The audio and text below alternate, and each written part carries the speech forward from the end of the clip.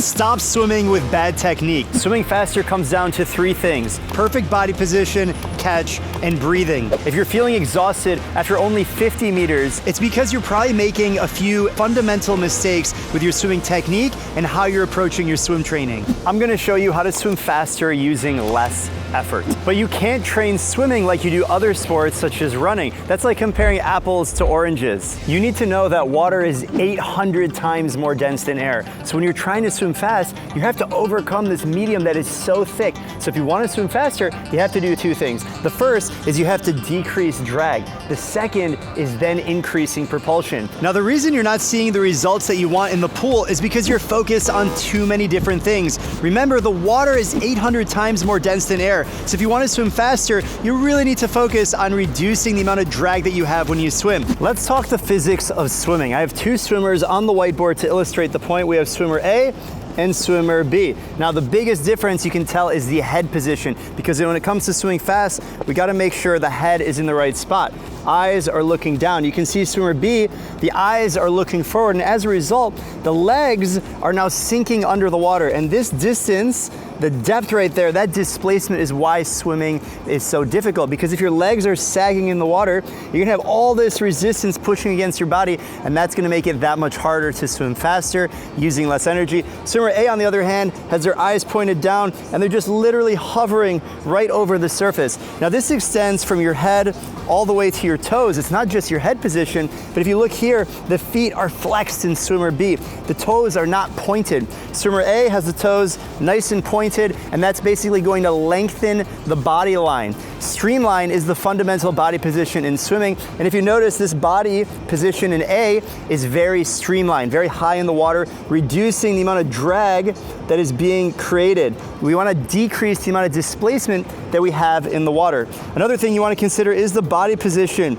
You want to feel like you're swimming downhill. It's so important that when you're swimming freestyle, and all the strokes actually, you always have this neutral body position where your eyes are pointed down, your whole body is riding high in the water, unlike swimmer B, and you're carrying that momentum that you have off the push from the wall to carry that speed, and you feel like you're swimming downhill. And when we talk about breathing, this is one of the things that most swimmers get absolutely wrong.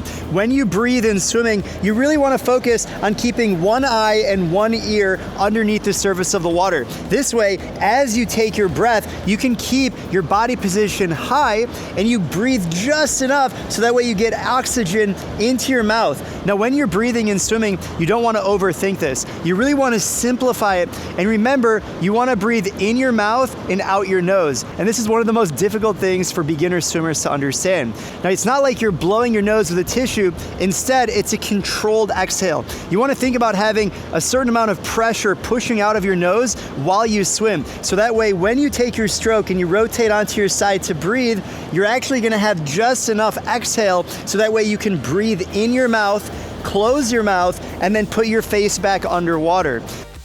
You should shoot for breathing every 2 strokes. And what that means is every time your hand reaches to take a stroke, you rotate your head, you get a breath, you take 1 stroke, and then on the 2nd stroke, you rotate back to the same side to get your breath. Now, it's optional to do what's called bilateral breathing. This is where you're actually gonna rotate to both sides by breathing every 3 strokes. Now, this is okay as a more advanced skill, and it's really gonna help you balance your body position so that way you're actually breathing on both sides and you have a symmetrical stroke. The problem with this is you're probably going to have a more dominant side, and it's a lot easier to build rhythm by breathing on one side as opposed to trying to balance breathing every 3 or 5 strokes. So for the more advanced swimmers, I highly recommend incorporating some amount of bilateral breathing into your training, breathing every 3 or every 5 strokes. However, most of the people watching this should really prefer one side, and as long as you incorporate some good drills and technique to balance out your breathing on both sides, you'll be good to just breathe on one side for most of your training. When it comes to the mechanics of how you actually place your fingertips into the water, you want to think about having a nice graceful hand entry. You don't want to make a lot of splash. Remember, splash is slow. So you want to slide your fingertips into the water, reach and really extend. The more you can extend your body, the better, to a point. You don't want to completely stop moving, but you're really trying to reach for those extra few inches, centimeters, and even millimeters. That way you can maximize your distance per stroke. As you reach and reach and reach, you're now going to initiate the catch. And this is what we like to call an early vertical forearm, EVF. You can call it a scoop. You can really call it whatever you want. The point is you're trying to maximize the amount of surface area that you take with every single pull. And that's not just your hands, that's your fingertips all the way through your forearm and into your bicep, all the way into your armpit and even your lat. If you can engage this high elbow catch, you're gonna engage a lot more muscles on your back, and you're actually gonna pull with more power and more strength. Imagine you're doing a pull-up in the gym.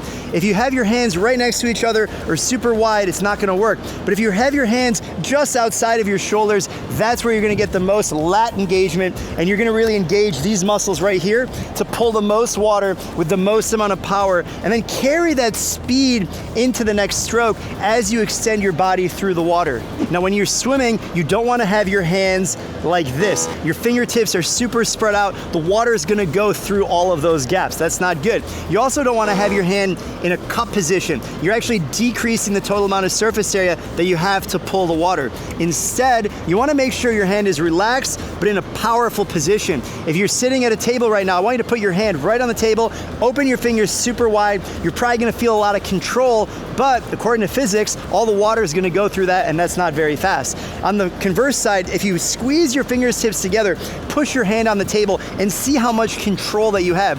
You don't have a lot of stability and control. Now relax your fingers a little bit, have a little bit of a gap. It's actually going to increase the total surface area of which you can pull, and if you push your hand on the table, you're actually gonna feel the most amount of control and power and stability, and this is the fastest position to swim. A small gap between each of your fingers. We're not talking inches, we're talking millimeters, and you really wanna find a position that's comfortable for you, so that way you relax, but also have a lot of power as you pull. One of the biggest mistakes swimmers make of all levels is how often and how hard they kick. Now, in reality, when you're a beginner swimmer, you really shouldn't focus on your legs at all. They're there for stability.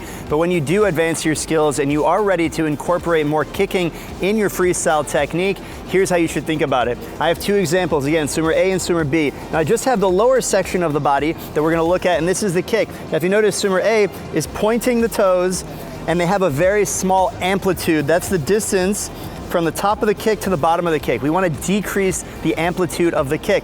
Conversely, swimmer B over here has a massive amplitude, and that means they are, yes, going to maybe kick more water, but you're going to displace more water at the same time. And remember that water is 800 times more dense than air. So the increase in propulsion is going to be negated by the increase in amplitude of the kick. So it's really important that when you kick, you want to think about keeping your knees as straight as possible. Your legs are barely bending. You're pointing your toes, unlike over here, and you have a short and fast kick.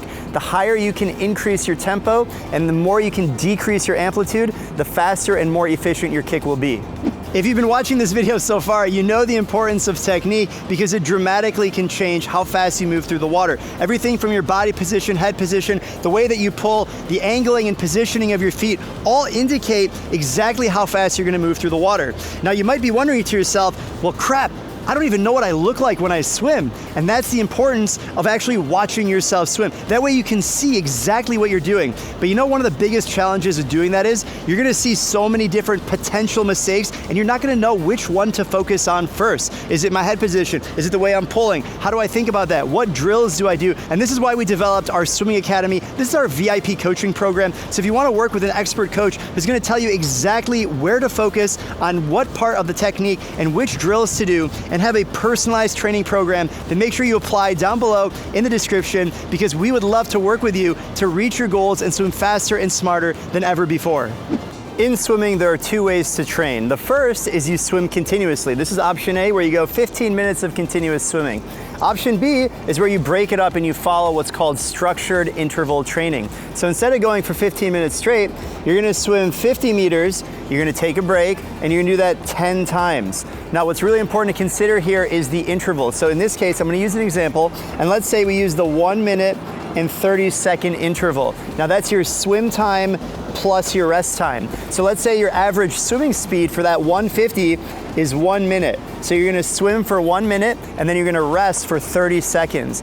Even though you might be able to get more distance by swimming 15 minutes continuously, you're actually gonna get a better workout, because what's gonna happen is in that 15 minutes of swimming, your average pace is probably gonna be 1 minute and 10 seconds. So if you can compare 1 minute compared to 1:10 per 50, you're actually gonna swim significantly faster, and you're training your body how to move through the water more efficiently. You wanna be more rested and recovered before every effort that you push off the wall. That way you're gonna be training your body in a more efficient way. There's nothing wrong with swimming 15 minutes continuously, but if you train like this all the time, you're basically setting yourself up for plateau, and you're not gonna be able to improve your speed and your technique as effectively, because you're just swimming continuously and you're getting yourself more and more fatigued and tired. So if you want to swim faster and more effectively use your time in the water, you need to think about structured training. If you can do it with intervals, that's even better. It's one of the reasons why we developed the My Swim Pro app, so you don't have to think about any of this. You tell us your goals and the application will automatically give you your training program. That way, all you have to do